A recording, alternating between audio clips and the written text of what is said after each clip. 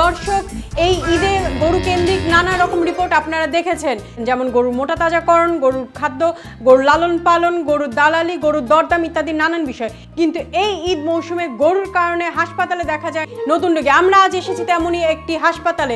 এখানে আমার চারপাশে দেখছেন ওয়ার্ডে অনেক রোগী রয়েছেন। আমরা জানবো কে, কেন, কিভাবে গরু দ্বারা আক্রান্ত হয়ে আহত হয়েছেন। এক্সকিউজ মি, আপনি তো নিশ্চয়ই এই বিভাগে আছেন? জি, আমি এই গরু জরুরি বিভাগে কর্তব্যরত চিকিৎসক। কিন্তু এখানে যে রোগীরা আছেন তারা কি কারণে আহত হয়েছে সেটা যদি আমাদেরকে একটু বলতেন। গরু আক্রান্ত, কেহ বাজারে, কেহ রাস্তায়, কেহ বাড়িতে, সবাই গরুর আঘাতে জর্জরিত।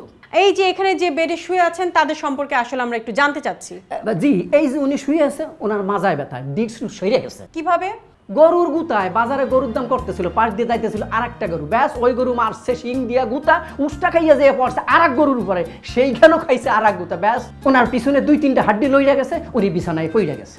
আর ইনি ইনি অবশ্য জীবনে কোনোদিন গরু টাচ করে নাই, তবুও ঈদের আনন্দে গরু নিয়ে বাড়ি ফিরতেছিল, তো হঠাৎ একটা বড় বাসে হর্ন শুই না গরু গেল বিদিশে হইয়া, লাগা দৌড়, গরু দৌড়ে উনি দৌড়ে, গরু দৌড়ে উনি দৌড়ে, কিন্তু গরুর লোকে দৌড়ে তো উনি পারবো না। কখনো সোজা রাস্তায়, কখনো বাঁকা রাস্তায়, কখনো গর্তে পড়ে, কখনো উষ্টা খাইয়া পায়ের 12টা বাজছে, ইমার্জেন্সিতে আসছে। খুব দুঃখজনক। গরু কি সুখ দুঃখ বুঝে? আচ্ছা, আমরা দেখছি এই আপুকে, উনি তো নিশ্চয়ই গরু হাটে যাননি? উনি অবশ্য বাজারে যায় নাই, তবে গরু বাড়িতে আসার পরে গরুর সামনে, পিছনে, ডাইনে, বায়ে খাড়াইয়া বিভিন্ন পোজে সেলফি তুলতেছিল। গরু অনেকক্ষণ সহ্য করছে, তারপরে কইসা মারছে এক লাথিতে শরীর বেতাল, ঠিকানা হাসপাতাল। এই সেলফি জিনিসটা দেখলাম গরুও পছন্দ করে না। আমরা যখন গরু রিপোর্ট করতে যাই হাটে, তখন আমরাও 2-1টা লাথি খেয়ে আসি। আমার মনে হয় গরু ওই ক্যামেরা জিনিসটা খুব একটা পছন্দ করে না, কারণ আমার এইখানে ওই সেলফি রোগীর সংখ্যাই বেশি।